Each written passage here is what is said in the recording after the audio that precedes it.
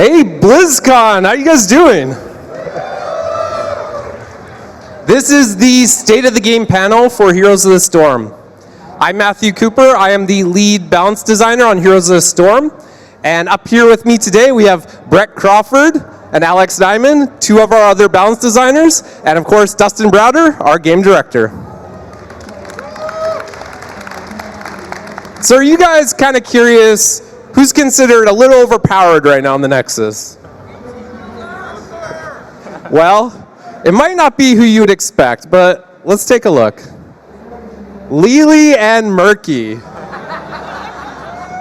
These characters are a little bit underrated. These are the faces of terror in the Nexus. So Lily is our highest win rate support character. She's been trending up quite a bit the last few months, and this is likely due to seeing characters like Raynor and Thrall being played more often. She has the great ability to shut them down with blind.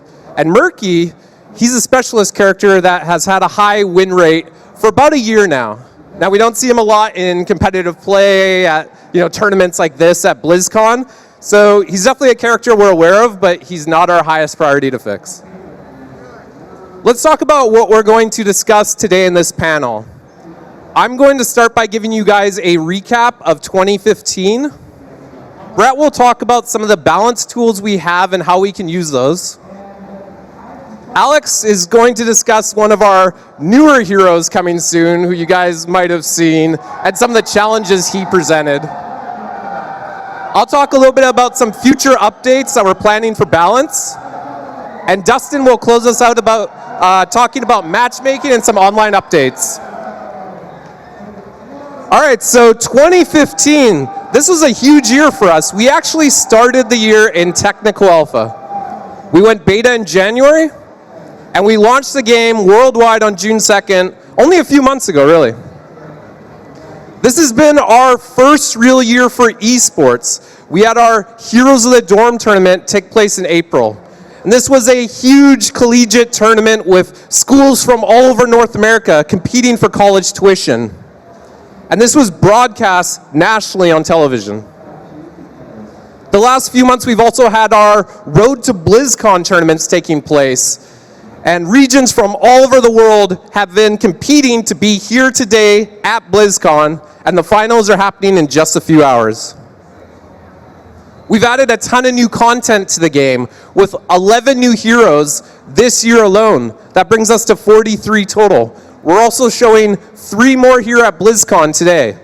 Every time we add a new hero to the Nexus, we're adding to existing strategies, or in some cases, even creating some new strategies for our players. On the Battleground side, we've also added 4 new Battlegrounds. That brings us to 9 total. We're also showing Towers of Doom here at BlizzCon, a whole new Battleground, and even Arena Mode, which is a whole new way to play.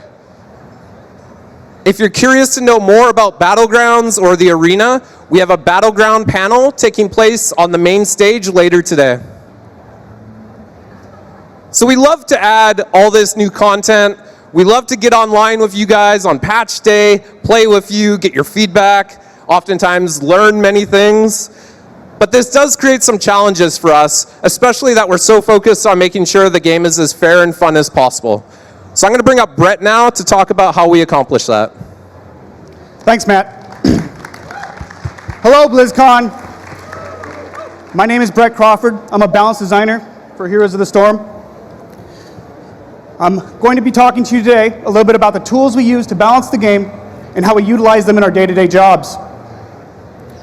And if you ask a player whether or not a hero is actually balanced, the first thing they'll normally point to is its win rate. Our goal is to keep heroes between 45 and 55%. As you can see on the screen, we are showing you the highest and lowest win rate heroes of each archetype today. You'll notice that the Lost Vikings are currently on the top at 57%, while Abathur and Stitches are bringing up the rear at 44. Now you're probably saying to yourself, this seems like a pretty easy goal to keep, right? Buff the heroes that are below 45% and nerf the ones that are above 55. Well, it's not that easy for a lot of reasons. One of the big ones is that these win rates are not static. These can change by 4 or 5% depending on the filters we use to look at the data. Things such as the region you're from, whether you're from Europe, China, or America, how many games you've played with your hero. Skill ranks, are you brand new to the Nexus, or are you a veteran player? And the big one, of course, quick match or ranked play.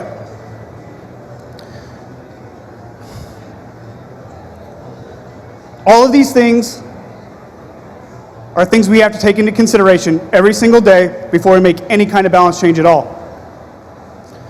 Moving on to another statistical tool that we use every day, talent pick rates. Our goal here is to make sure that we have multiple choices at every tier for every hero. We want the heroes to be just as fun the 100th time you played them as they were when you were brand new and just learning their talents. You can see here we're showing you Gazlo's level 1 talent pick rates today. On the left you have extra TNT. This is currently a 43% pick rate, while the other talents on the tier range between 10 and 17%. Now you're saying this doesn't look very good on paper, right?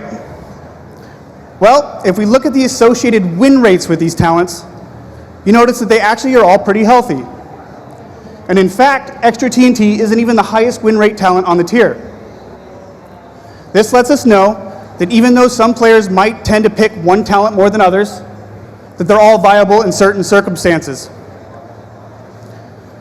To move off of statistics for a minute, we're here at Blizzcon. Let's talk about tournaments and esports. We have the best players in the world here right now, and we're able to use these tournaments to analyze their picks, their bans, and their strategies to hopefully look at what the current meta is doing and to try to guess what the future meta will look like. This is an important thing for us in determining balance changes that need to come down the pipeline and getting those fixes in before this trickles down to the rest of our players.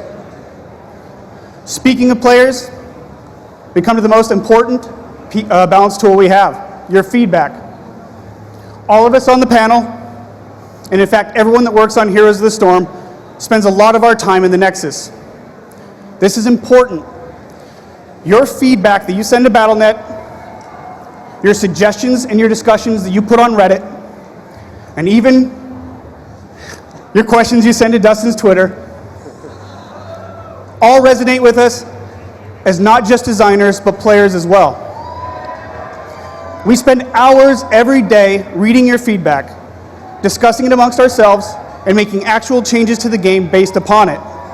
So please keep sending us your feedback, and we'll continue trying to make the Nexus better together. Moving off of tools for a second, I'd like to go into a couple balance examples and some changes we made and our thought processes behind them. The first one is a few months old. Let's talk about Kerrigan.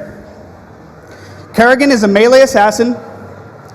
She is an initiator for her team, and she thrives at getting into the middle of enemy teams, doing area of effect damage, and utilizing that to bolster her survivability through her trait, Assimilation. A couple months ago, Kerrigan fell out of competitive play, so we took a look. You'll notice that her win rate was actually at 47.3%. This isn't really on our radar for any major buffs, but when we looked at her talent pick rates, you'll see that she had low talent diversity. We're showing you two of these such tiers today, and you'll notice that both Envenom and Sprint were considered must-pick talents. And unlike the example that I showed you earlier with Gazlo, the rest of the talents did not have healthy win rates. We knew that we could do better. So we sat down and said, let's fix Kerrigan's talent diversity. Let's do it by sharpening her role as an initiator. Let's give players multiple build paths through Ravage and Assimilation talents. And let's make some balance changes to bring her back into competitive play. When the dust settled with Kerrigan, we ended up rebalancing 8 talents. We cut 4 of them completely, and we made 3 brand new ones. Again, I'll show you what her talent diversity looked like before, and then what this looks like now on these same exact tiers. This is a huge win for us. This is something that we're enjoying to do. We've been doing a lot of these rebalance of heroes. You saw some of them come out in the last Warrior patch. We have a lot more in the pipeline that we're working on, We're trying to get them to you as quickly as we can. It's not an easy process, and it does take time. Last, I'd like to talk about a little bit more pertinent of an issue, something that's happening right here at Blizzcon, something we've been aware of for a little while. Let's talk about our Holy Paladin Uther. Uther, for those of you that may not know, is a melee support hero. He excels at burst healing, and he's got a pretty diverse toolkit that allows him to get in and disable his enemies. When we look at Uther, his win rate is actually 50%. And in fact, it's one of the most stable win rates in the game. No matter what filters we use, no matter what we do to try to change these numbers, Uther stays really close to 50%. But he's always picked or banned in competitive play. In fact, he was picked or banned in 100% of the games on the road to BlizzCon championships for both America and Korea. Europe forgot to pick him in one of their games, but that's okay. So we had to take a step back and ask ourselves, what makes Uther so strong and such a valued pick in esports, but so well balanced across the board otherwise? And we think it's because he disrupts coordination. And this is what these teams do. They're the most coordinated teams in the world. And Uther has multiple talents and abilities that allow him to get in and do some really crazy stuff to the enemy team's coordination. So this is where we wanted to target changes. First thing we looked at, Divine Shield. This is one of Uther's heroic abilities. It is a 3-second invulnerability, and it has a lot of use cases. It is one of the most powerful abilities in the game, and we felt like it was just available to him a little bit too often. So the cooldown has been increased from 70 to 90 seconds. The second thing we looked at, Eternal Devotion. This is Uther's trait. This says that when he dies in battle, he comes back as a ghost for 10 seconds and actually has increased healing output at that point. This has little to no counterplay for the opponents and actually makes them make a very difficult decision on whether to kill the Uther that's chasing their squishies in the backline and let him resurrect as a ghost or ignore him. We felt like the ghost lasted a little bit too long. So the ghost duration has been decreased from 10 to 8 seconds. Now these are pretty minor changes. We are only trying to bring him down a notch in competitive play, as we're really happy with his win rate across the board otherwise. We'll see how these changes do. You're welcome to, they're currently in the build here at BlizzCon, so you can check them out, send us your feedback, and they'll be hitting the Nexus in the next patch. Speaking of things hitting the Nexus in the next patch, anybody out there been able to play Cho'Gall yet? Cho'Gall was very difficult hero to balance. A lot of stuff went into it. I'd like to bring up Alex to talk a little bit about that and how he changed one of the core systems of our game. Thank you, Brett. So who wants to hear a little story about Cho'Gall? Yeah, cool. He's a really interesting hero to balance. He's a really unique guy. But before we talk about his balancing process and through his development time, I want to talk a little bit about who he is, just in case you haven't had a chance to play him yet. So Cho'Gall is actually one hero played by two different players. He's a two-headed ogre. So one head is Cho. He's the warrior of the two, and he's responsible for controlling all the movement of the two, and putting his team of him and Gall in a position to really disrupt the enemies. So the other head, Gall, is the assassin of the two, and his job is to do as much damage as possible by kind of comboing his abilities with Cho, so that this two-headed ogre that works together. Now what's really interesting about this hero, and presented a lot of the balance challenges when we were first doing him, was that they have one health pool. So while Cho has more health than anyone else in the game, about 50% more than any other warrior, if you kill him, you're actually removing two heroes from the field. So what we noticed with a lot of our initial play tests with Cho'Gall was, as you can imagine, we don't exactly have an easy time with the first balance on him. If we do someone like Greymane or Lunara, we kind of, okay, we'll start with maybe like a Raynor or Vala template and go from there and make adjustments. But we don't have a two-headed ogre template in our repertoire. So the initial balance was really interesting. And what we started to notice, actually, was that games with Cho'Gall in them, more often than not, actually really ended in a snowball. But not just for Cho'Gall. In fact, a lot of times they were snowballs against Cho'Gall. And by snowball, what I mean is this idea that you get an early game advantage, an early game level lead maybe, and it becomes a bigger and bigger level lead, and it sort of snowballs out of control. So this is happening a lot with Cho'Gall. So much so that we started to ask, is this just a balance issue with Cho'Gall? What's going on here? What makes Cho'Gall so different from other heroes? So what we started to notice was that Cho'Gall actually really loves power, right? It's this big, angry, power-hungry ogre. What we noticed was that he really loves those stats, and when he gets a couple level leads on his opponent, it's really hard for the enemy team to deal with it. You have this big ogre with a lot of health in your front line, with this Gall assassin there just zapping your team, and you can't really ignore him. And since he had so much health, you would sink everything you had into him. You'd use all of your damaging abilities, all of your crowd control, but it was really hard to get over that hump to do enough to kill him. He had so much health. And investing all of those resources into trying to kill Cho'Gall and failing means that you almost killed two heroes, but didn't kill anybody. Therefore, Cho'Gall typically would win those team fights, and it would just further get worse and worse. But what was interesting about Cho'Gall is he actually also really needs that same power. That if he fell behind a little bit, now suddenly that enemy team could use those Snipe and Ravage and Stitch's Hook to just take Cho'Gall out pretty early in a fight. And if he did that, that was crippling for that Cho'Gall team, because now they lost their big frontliner and actually their Gall assassin. And also what we noticed is most Cho'Gall teams had to kind of build around Cho'Gall because he was such a unique character. So then his team would fall behind and it'd get worse and worse. So we're presented with this really interesting balance challenge when we're looking at Cho'Gall. Well, how are we going to balance this? Do we buff him and make situations in which he gets ahead even worse? Or do we have to nerf him and therefore make the Cho'Gall player feel really bad when his team's falling behind? So around this same time, we were saying, okay, this is an interesting issue. This snowballing thing we're seeing with Cho'Gall, is this just maybe a Cho'Gall problem? Or maybe we need to look a little bit at our live game and see if it's extended to there too.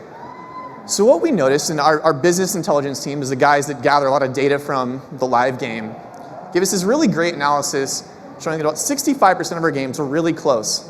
So either both teams stayed really even throughout the course of a game, one team got a lead, a small lead, but it wasn't anything insurmountable, or one team got a big lead, but then the other team had a big comeback at the end. So basically, the game was in contention throughout its entirety. And so these were great moments. We love how that felt. We love that feeling of really good competition in the Nexus. And we really wanted to see even more of them. This is what we wanted almost every game you play to be like. And now some snowballs will happen, that's natural, but we wanted to see if we could increase the amount of really close games we were getting. So what we decided was maybe we needed to look at how the stats of our leveling were working. Maybe we need to make some adjustments to kind of the core system of the game. Maybe Cho'Gall is just helping us realize that there's a bigger thing that we want to fix in the Nexus, like a macro issue. So what we did was we widened our scope from Cho'Gall to look at actually all heroes in the game. So here you see an example on the right, the pie chart of how much power a hero accumulates over the entirety of a game. And you can see that over half of it was just from the pure stats gained from levels alone. And that base, which is the stats you started with at level 1, was actually pretty low in comparison. And so this was especially punishing in the early game, since your base was so low and since levels gave you so much power and they were a flat gain every level, that difference between level 1 and 2 was the same increase, the difference between level 19 and 20. So for an example, let's look at here, like a team that's level 9 versus a team that's level 7, which is a pretty common occurrence of when these kind of snowball situations could happen. What you'll see is the team that's level 9 has about 18% more health and also about 18% more damage, which ended up being that they had about 40% more power than their opponents that were behind. That's really hard to deal with. And in fact, this kind of led to a lot of these snowball situations. So what we noticed was the early game levels, they felt like it was really punishing. The level differential felt really punishing. But our late game actually felt pretty good. So what we tried to do was we tried this experiment. A lot of you have seen it with the test map we released with the Morales patch of decreasing the power of levels in general. So now you can see that pie chart on the right that we've almost cut power of levels in half, the amount of stats you gain via levels in half, and added most of that to the base. So So now it's a much more equal representation. You're going to start with a lot more power and gain a little bit less with each level. So you can see in the light blue bars here that now that previous difference that was 40% between level 9 and 7 is now only about 8% health and about 8% damage, which adds up to about 16%. Sorry, there's a lot of numbers, but this is numbers.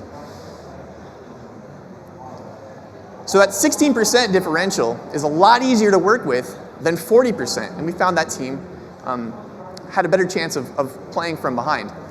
So we started to play test a lot of this to see how it felt. We do a lot of play testing in team, and anything that goes out, we play test for months at a time before we really release it. And we noticed was, yes, that had the goal, accomplished the goal that we set out. The team that was behind could now fight. That 18% power differential, or 16% power differential was overcomable. And while it was still a disadvantage, it wasn't something that you couldn't fight, or you couldn't fight against.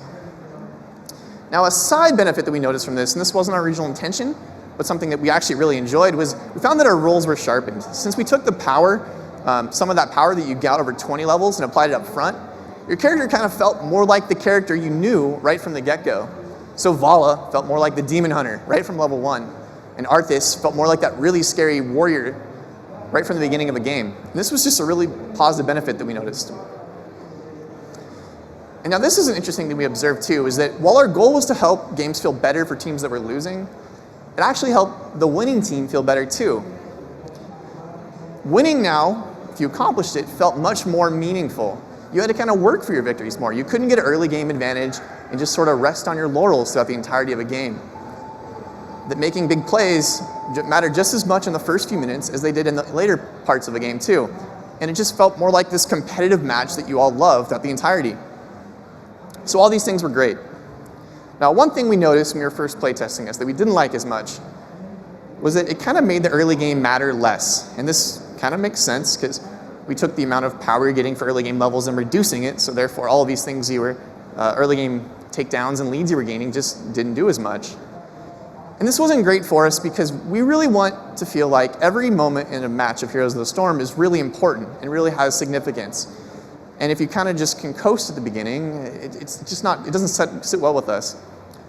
So what we decided to do, and we tried a few things, but we ended up doing was actually increasing the time you spend dead in the early game. So we increased those early game death timers. So this may seem counterintuitive. You're saying, well, you want to make it less punishing to lose in the beginning game, but now you're making it more punishing. But we view this as kind of a shift in philosophy. So where previously, if you got an early game takedown, you would, for an example, you'd be like, you kill an opponent and you take their arm off. Now they're just not going to be as strong as you for the entirety of a game. So instead, what we view this as an early game takedown should be a power play for your team. You get an early game kill, they'll be off the map longer, you can now push down more structures, you can take more mercenary camps, you can get more map objectives. And so you can kind of use all these early game takedowns to sort of further your goal toward ending a game. Get closer and closer to the enemy's core. And that's what we think this is all about. That's what takedowns should give, help you win. So all these things have been really great. And obviously there's a lot of system changes with all of this. There's a lot of numbers being changed. And we don't take that lightly, and we really didn't want to surprise you all. So that's why we released it about 6 weeks back with the Lieutenant Morales patch. We really appreciate your guys' feedback so far on that, and actually some of the best feedback we've gotten is when it feels pretty close to what we know. It's like, perfect, we changed every number and they didn't notice. Awesome job, guys. But this is really great, and so all this is going to be coming with the Cho'Gall update really soon in the coming weeks. So really look forward to even more feedback from you guys. So all these things were awesome, but we have some even cooler things coming in the future. I'm going to hand it over to Matt Cooper to talk about some of our future updates.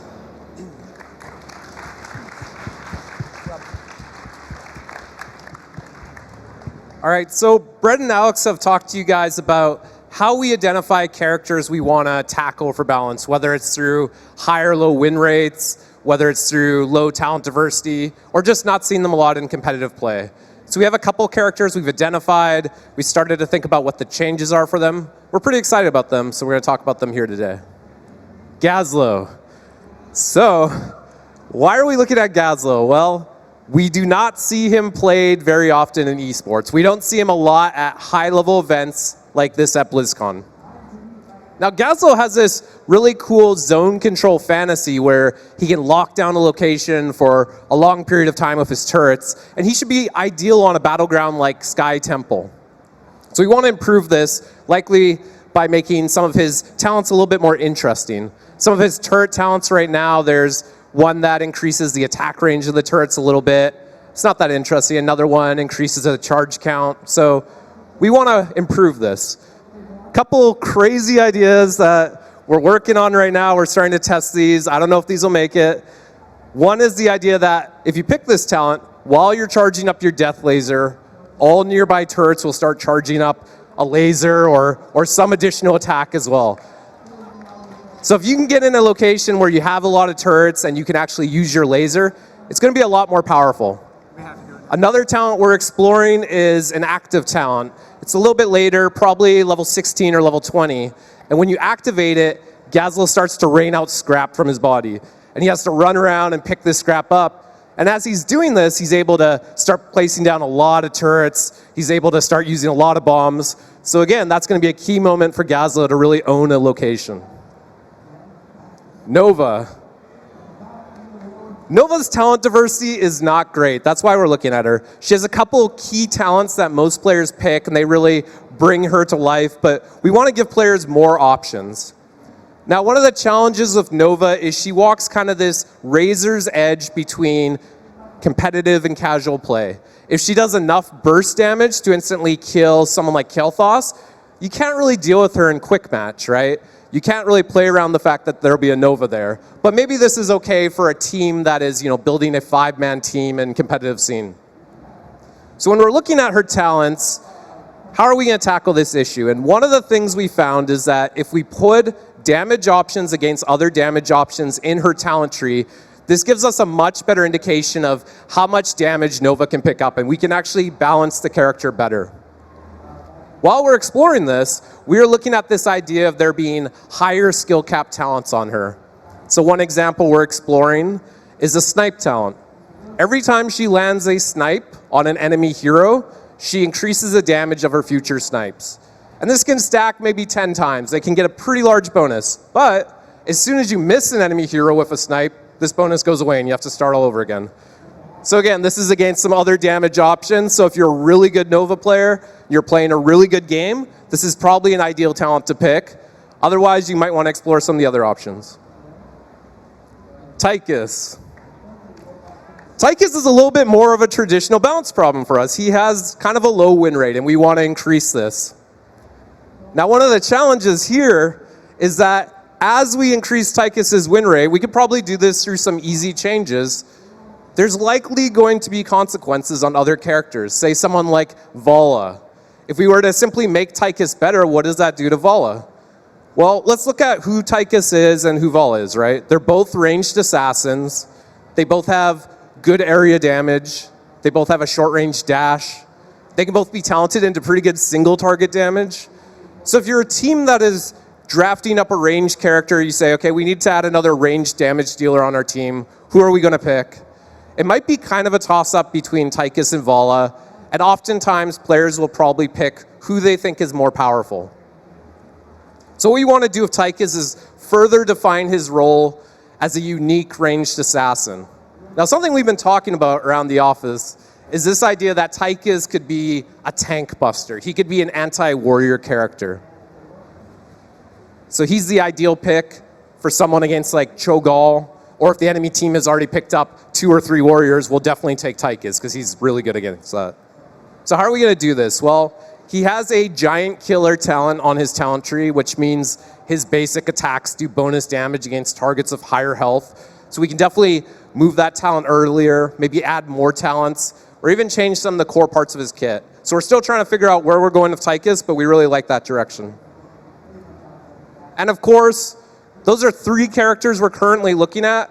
There's a lot more. And including events like this at BlizzCon, we get to see some of the highest level play ever. Some strategies we probably haven't seen before. So we'll definitely have some things to talk about at the office come Monday.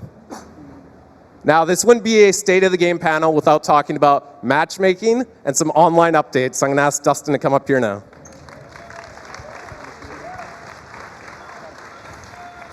Hey everybody. All right, let's talk about the matchmaker. This is a popular topic that we are all discussing quite a bit these days on Reddit, on my Twitter account, everywhere in the world. Now, 80% of our games right now are even in matchmaking. What I mean by that is we assign all of our players a matchmaking rating, or an MMR. And this matchmaking rating goes up when you win games and it goes down when you lose games. If you win games against good teams, it goes up a little bit more, that sort of thing. And so we can look at all of your matches out there and we can say, you know, if we're looking at the best player in a match and the worst player in a match, how good is this match? How close are these ratings to one another? And about 80% of our games are in a pretty good place. As we said earlier, 65% of our games end very close on level. So that might mean one team was behind, but then they caught up, or it might mean you were even all the way through. Now, having said this, this means that 20% of our games are bad, that they're launching and the matchmaker is aware that they're bad. As I think we've all seen the screenshots, some of them can go very, very bad, right? You could have rank 1 guys with some guy who's level 14, who's just basically joined the game. These are also averages, so I don't want anybody to feel bad out there if your experience is different from this. This is everybody. This is millions and millions of players and millions of games. So when I say 80-20, there's some poor guy out there who's probably had a lot of his games in that 20%. And there's probably a bunch of us, yeah, it's that guy right there. I'm sorry. And there's a bunch of us out there who are maybe average on skill level, and we've seen most of our games been pretty good. We're mostly in that 80%. But 80-20, this is not really ultimately where we want to be. And obviously we have a lot of feedback on the quality, so I can talk about these numbers all I want. We've seen the feedback. We've seen it, you know, in lots and lots of different places. And Quick Match as well receives a lot of feedback. So I'm talking here about differences in matchmaking rating, but there's also a fair amount of feedback on Quick Match. I got into a game. We were, you know, maybe a bunch of specialists. They had a couple of warriors and a proper support, and we didn't feel like we had the tools that allowed us to deal with that. So things we've done this year that have helped us a little bit already. So when we first started this year, we were doing some things to our new users. We had your matchmaking rating inflate automatically with experience. So when you first come into the game, we have no idea how good you are. So we pick a matchmaking rating for you a little bit low down, not the bottom, but kind of low down, and then we adjust you from there. And one of the things we were doing was we were adjusting your rating automatically, figuring as you learn more about the game, you're probably getting better. We also didn't do anything to match you by games played. These were mistakes that did not work out very well for us, and you can see it in this number. A 38% win rate for our new users is not a great new user experience. We'd love to get that a lot closer to 50-50. So we fixed these two things, and that got us to a 48% win rate for our new users. It's pretty good. That's a pretty good benefit for us. We'll keep these types of changes going forward. I'd love to scrub out that last 2% there, but this is still a pretty positive number at this point. Hero League accuracy is also something we took a lot of feedback on this year. We began the year, rank was a combination of skill and games played. We figured we'd have some required games to play to sort of get you to where you belonged with your rank. There's about 100 games to get you there. This was not a popular direction. We didn't like playing it when we were playing it internally, and you guys didn't enjoy it that much either. So now we're doing more placement matches, but once you finish your placement matches, you pretty much are where you belong to the best of our ability with this current matchmaker to determine. And this has been a benefit for us, and we have some more plans for this system going forward.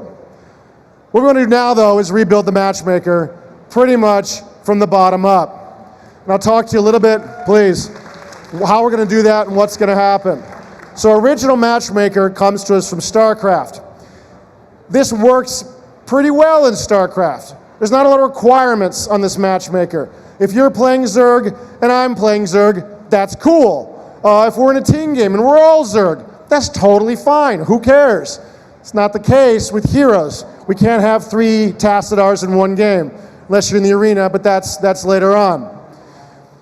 So what we want to do is have a new way of matchmaking games that sort of gets away from the StarCraft matchmaker. It works fine for StarCraft, but it's been failing us. And we have a version we're going to do this year, hopefully within the next few weeks. So what the old system did was it tried to build games very quickly. So let's say I got 100 of you guys out here, and you guys just said, go, I want to go into this game. And for purpose of this, which is some of you are 4 players, and some of you are solo queuers, or maybe we're in a quick match scenario here, and we're gonna put together a match for you guys. So what the matchmaker is going to do, it's going to pick you guys and put you into 10 games of 10 different players. It's not going to launch those games yet, but it's got you all lined up. We've got 10 games with you 100 people. And then it's going to start swapping. And it's going to swap like crazy. And it's going to say, well, let's start moving people around to see if I can make these matches better. And the matchmaker knows how happy a match is. It's got a little happiness rating on the match that it's going to determine whether this match is a good match or not a good match. And it's going to swap maybe 100,000 times in the next couple of seconds, just juggling you 100 people as quickly as it possibly can to make the best matches it knows how. And as we add more rules, as we make more requirements on this matchmaker, it gets harder and harder for those swaps to produce positive results. It's a complicated way to do it. And the more rules we add, ultimately, the more challenging it gets for that matchmaker to successfully swap. So if you guys are in a group of 4 and you guys are a group of 4, and we say that's important that you guys match together, and there's another group of 4 back there, well, I can only swap a couple of ways to see if that's going to work out. And it can hit dead ends. It can say, look, I just swapped all you 100 guys 100,000 times. I'm done. I've got no more ideas as to how to make this group have a better matchmaking experience. And this is where our infamous 6-minute or now 10-minute rule comes into play. The reason that rule exists is for the matchmaker, when it's run into that dead end, it's like, no, I'm done. I've swapped everybody. What else you want from me? We could basically at that point hold the game for 100,000 years and nothing would ever happen. So we say, all right, after 6 minutes, the matchmaker needs to go. Recently, we changed that rule to 10 minutes. And everybody, including us, sort of thought, man, maybe if we change this to 10 minutes, maybe it'll make better matches. That's intuitive. The longer it takes, the smarter it should get. But that rule was only coming into play when the matchmaker had run out of ideas. And the engineers were telling us when we made this change, they said, this might not change anything. 6 to 10 minutes, it's just going to wait longer now to come to the same conclusion that it doesn't know what to do. And so you guys said, hey, you changed this and nothing happened. Like, yeah, that kind of makes sense now that we see what the system is doing. You can also imagine, as we layer more rules onto this system, in some cases it can become dumber. And so when you guys said, you guys keep changing stuff and my matches keep getting worse, that's possible. That is a scenario that could actually occur with this current matchmaker. Now what the new system is going to do is a little bit different. It's going to build games to be good in the first place. And it's going to have no swapping really involved, and it's going to create a queue.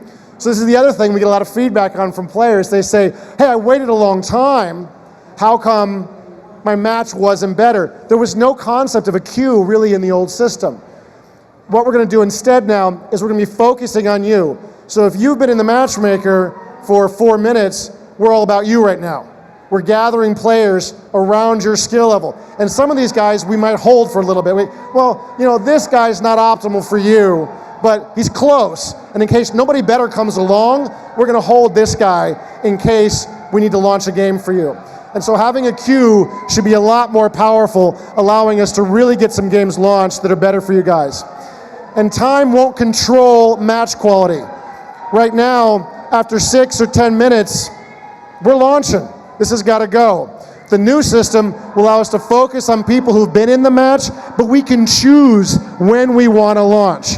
So if you're playing, you know, in Brazil at 4 in the morning and you're one of the highest ranked players in the world, maybe we don't want to wait 30 minutes to get you the perfect match. But that's a decision we can make. The matchmaker will be able to keep thinking about the problem and it won't run into those dead ends that we talked about previously. Now, we've run simulations, and this is pretty cool. So what the engineers have done is they've taken live data from games all you guys have been playing, and they've taken that live data and they've put it through the new math. They said, all right, if those people had been playing with the new rules, what would have happened? And we've looked at the games that actually launched when you guys were playing, and we looked at the games that would have launched through the new matchmaker, and things are way, way better. The number of differences in matchmaking is substantially smaller. The amount of games that launch with the wrong roles in quick match are much improved. It's a much better experience. Now, when I say we're going to launch this in the next couple of weeks, that is not a promise. That's our intent. And I'll be very clear on this. If I get one person telling me you promised on Twitter, I'm just going to lose it. It's our intent. Anything can happen in software. We can find out there's some horrible bug. And we'll get that information out to you as soon as we can. We know this is a huge priority for this game. It is literally our top priority. We talk about it every day. Our intent is in the next few weeks, certainly before the end of the year. And if that changes, we'll update you guys so you know what's going on. All right. For 2016, we have more fixes. These are things that are coming in the future. We want to improve MMR accuracy. There's things we think we can do to be more accurate about the matchmaking rating. I've talked about how we want to make sure that we're getting a good difference in matchmaking rating in a single match, so you're all about the same skill. But if the matchmaking rating itself isn't perfectly accurate, that will affect your overall experience. We want to mirror team composition in quick match. And I'd love to hear more of your feedback on this, but our view of quick match is it wants to be a little bit Wild West.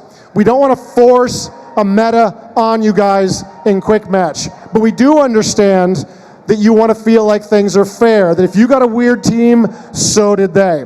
So what we'd love to do going forward is say, if we're creating a weird team over here and you guys are out there, hey, what gets you weirdos to play with those guys is, Gazlo and Sylvanas against a couple specialists over here. And hopefully that will get a game that's kind of unusual and kind of fun, but still feels legitimate and fair. We'd love to get better team MMR. We've got months of data now to look at that lets us know what the advantages are of being in a team, which allows us to better calculate the accuracy of how good a team is when we're putting you guys together. We'd love to use performance to actually adjust your matchmaking rating. So right now, we're looking at your wins and your losses, but we're not saying, hey, you lost, but you played pretty good in that game, and making sure we adjust your MMR a little bit better. Right now, if you lose, you're going down, even if you're the best player on your team. And we'd love to do a per hero MMR adjustment. So we see right now that as you play games, you get better at the game. In fact, I was looking at these guys the other day. I adjusted the win rate by everybody who had played 50 or more games with every hero in the game. And every hero was above 50% win rate, which I think there was a couple that were not, but I was out of my mind, how can this possibly be? I'm like, oh right, I'm above 50 games played with every hero. So basically, if you know your hero, you're gonna do very well. If you don't know your hero, you're not gonna do as well. That seems very intuitive, but the numbers were kind of shocking. So we'd love to get to a place where we're doing a per hero MMR adjustment. Ranked play. We'd love to do some more work on this system as well coming next year. Our original system was a combination of StarCraft and Hearthstone. We liked some advantages of both of those systems. Heroes is a very different game from both of those games. They're both 1v1 games, and that sort of was not exactly where we wanted it to be. The current system is pretty harsh. We thought it would be cool that you could be a couple of games from advancing. At any moment, you could go up. That's awesome. It also means if we want to be accurate, which we do, at every moment, you're a couple of games from going down. It's pretty stressful. It's pretty exhausting. A lot of you have said so, we felt it ourselves. So we'd love to take another crack at this system going forward. We also know there's not enough transparency in the system. There's a lot of uncertainty about why did I go up? Why did I go down? What's going on? And we need to get a system that's got stronger transparency. We're talking about this now. I don't have answers for you today as to what exactly we're going to do. I just wanted you guys to understand we'd experienced what you experienced. We've heard your feedback on this system, and we'd love to do better. We'd love to get a season roll in as well. This is an often requested feature for the game. I think once we get the rank play better, that's when we'll look at a season roll. We're going to be in preseason for a little while. That's just the reality of where we're at, and I am sorry for that. I know preseason feels like that should have been like 2 weeks, and we're going to be a lot longer, be many months in preseason. We'd like to get to sort of a rank 3.0. We did it once. I know we just did it in August. We're probably going to do it again. I don't know how big the changes are going to be, but I'm not scared of big changes here. The system we have isn't that fun to play in. We're going to take another crack at this sometime next year. All right, some more fun stuff.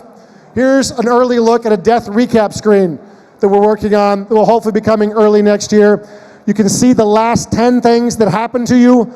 You can mouse over those things and get a better understanding of what it was that went on, who it was that was hurting you. We're going to put some more information on the screen. This is an early mock-up. The version we have in the office has a little bit more information. It looks way worse, but it is pretty functional. You can also see heals on this screen.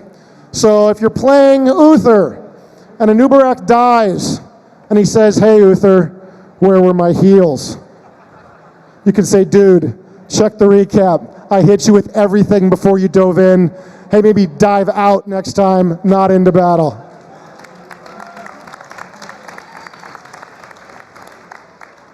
Bans is something we want to get to as soon as we possibly can in this game.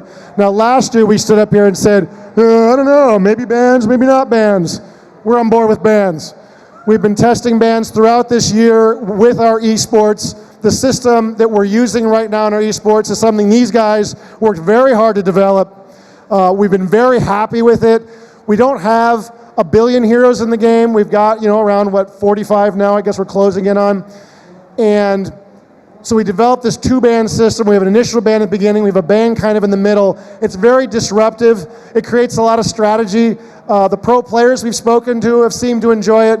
So we'll try to get this into the client so you guys can play a more legitimate esports experience when you're playing Hero or Team League next year. All right, Grandmaster. This is also something we really want to get to this year. I also should say we're going to take questions. We don't have a ton of time. I'm about done here, so if we've got lineup places, I don't see them out there. Hopefully you guys can line up and answer some questions for us. Grandmaster is something we'd love to get into the game. We've got this in StarCraft. We know right now that if you are the top of rank 1 and you are the bottom of rank 1, there is a significant difference in skill that you guys can feel. We'd love to get Grandmaster in the game. We are doing it right now through the web. We are publishing the top 200 players in your region every month so you can see, and we're testing, is 200 the right number? Should we do more? Should we do less? So we'd love to hear your feedback on that. All right, we've got our last few things that are coming this year. First up, we have the best possible version of talent gating coming to Heroes of the Storm. Thank you guys for putting up with us on this one. We did try to make this system work. It really hasn't worked. I think these guys have done a great job with the talents in the game. As a result, there were too many talents at Tier 3 and 2-4. They were just too valuable, and a lot of players weren't able to get to those. It didn't feel right anymore. It wasn't working. It's gone. Hero rotation this year will go from 7 to 10. We're finally in a place where we've got enough heroes to do this. It was always our intent to go to a 10 rotation. We're finally able to get this to you guys. So again, thanks for your patience on this. We'll get this out to you before the new year. And now we're ready to take your questions. You can ask me, any of these balance guys up here, any questions you guys want to ask. We'll do our absolute best to answer them.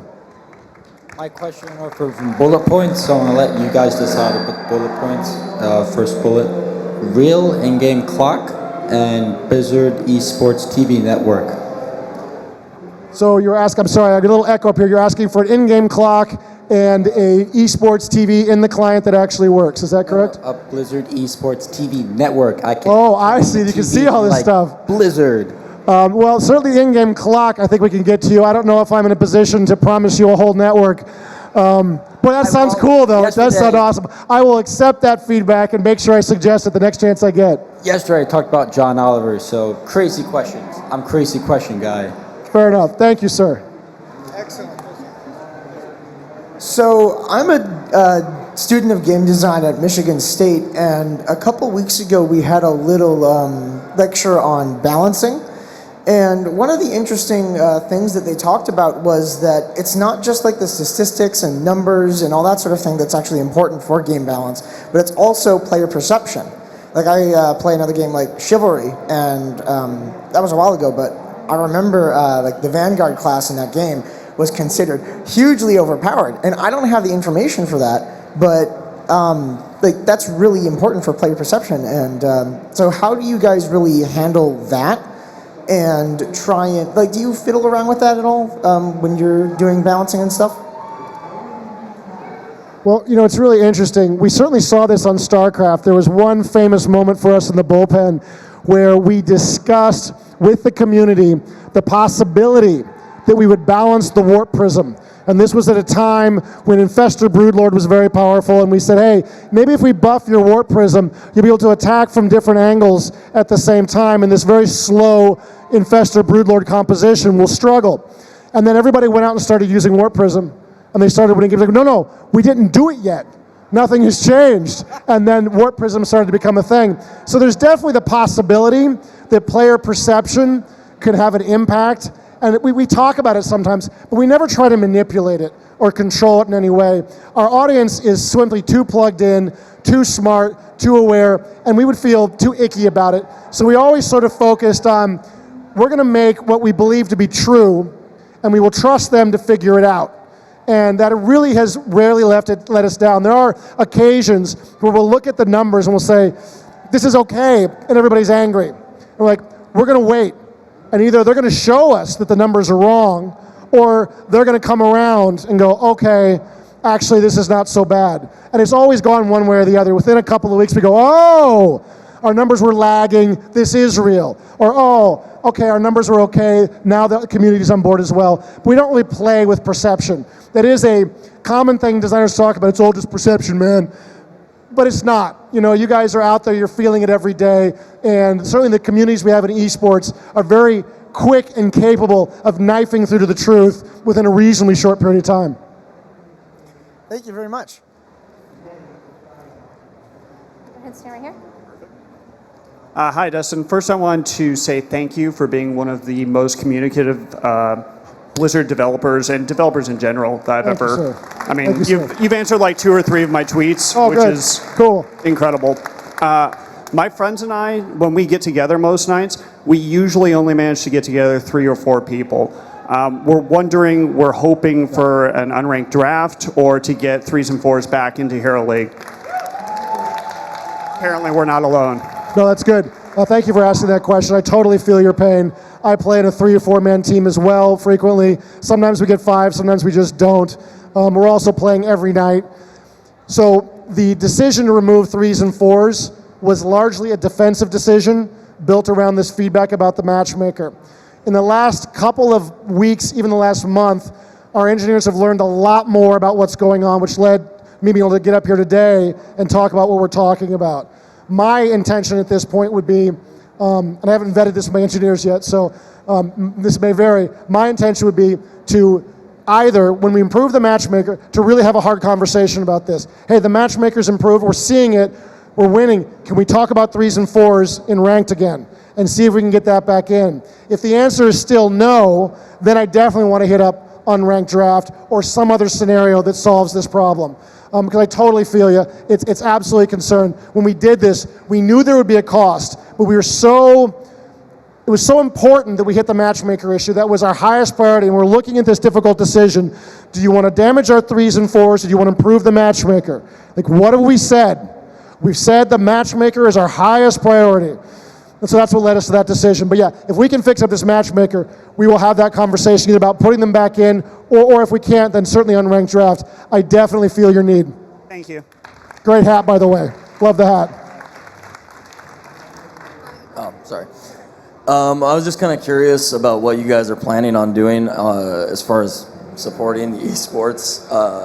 We have a lot of like outside tournaments and stuff like that, but when you guys are so low on the Twitch, as far as viewers and stuff like that, are you guys planning on doing anything to try to boost those numbers and keep the esports professionals more interested in the game throughout the year? Or? Yeah, we're absolutely going to try to do everything we can for that. I don't know when the esports team is going to roll out their announcements about 2016. They may have already, I'm not sure. I know they were working very hard on it when we were back in the office. This is kind of a crazy time for us with BlizzCon, so I'm not as plugged in as maybe you would like me to be. But they are going to roll out some stuff. We want to do more for you guys. I see the numbers you're seeing. I understand what you're asking us for, and we will get you some news as soon as we possibly can. Okay, cool. I just want to see the game thrive because I love what you guys do. Thank you. Right there with you. I think the esports scene might be, or the esports team might be talking a little bit about it during the Heroes finals, so definitely watch the matches and there might be more info there. Hi guys, quick question. Huge fan of the game, over 2,400 games played. Nice. Thank you. And I'm a huge fan of Warcraft, And I just wanted to know if there had been any thought about putting in one of the dragon aspects. I understand the models might present a challenge with a full-size dragon, so a thought, and I know you're going to hear a lot of pitches, but a thought was just like the humanoid forms that they have, and maybe an ultimate that they can use that changes them for like 7-8 seconds and makes them more powerful. I think it's a very reasonable pitch. I think that's something we can certainly talk about and take back to the office with us. I like your idea a lot. Okay, Ysera's kind of the preference. Say what? Ysera, the green dragon aspect, is kind of the preference. That would be your preference? All right, very cool. Thank you, sir. Hey, so what'll happen often in my ranked games is I will be, oh, this is perfect. Everyone's the same rank, same games played, but then there will be one guy who's like, hey, Brightwing looks like the right pick, but I've never played him ever, and he's not ranked whatever I am right now on Brightwing. He might be that on everything else. Have you considered putting in a restriction to like having a certain amount of games played or a hero level for Hero League? We've heard that frequently. I don't know what the right answer on that is. I've been hearing more and more of that in the last couple of weeks, and we've been talking about it internally. We want to be very careful about how many barriers we put into play to get into rank play. We're already requiring a certain number of heroes. If we had bans, we have to require more heroes. Now you got to have a certain level. Now we're getting to a smaller and smaller population that can really enjoy ranked. And at the same time, I hear what you're saying, right? Like, I want people who are only good with their heroes stop coming in with Artanis when you just bought him and playing draft with him. What are you doing to me? So I don't know what the answer on that is, but I hear your feedback, absolutely. All right, thank you. Thank you, sir. I think we might be almost out of time. Quick question. Melee assassins versus ranged assassins in current meta. We're seeing a lot more of like Valas and Rainers and not much like Butchers and Thralls. Any idea what's going on with that? So characters like Butcher and Thrall are actually some of our highest win rate characters in areas like Quick Match. I think there is a lot more coordination needed to go into playing a melee assassin, because a lot of the times when you get in, that's kind of it. You might need like an Uther on your team for Divine Shield. So I think that's why we see those characters maybe a little bit more in the esports scene. But it's definitely something we're looking at. One other question. Tyrael's trait, are we going to get that reworked ever? We've definitely talked about Tyrael's trait and the hero designers as well. We think it's kind of an interesting moment, but it is a potential for something we can change in the future. It does kind of give him a moment of, making everyone scatter and stuff, and he is a warrior. So that's kind of interesting, but maybe we'll do more of that. All right, thank you, everyone. Thank you very much, guys. Thank you for attending the Heroes of the Storm State of the Game panel. Up next,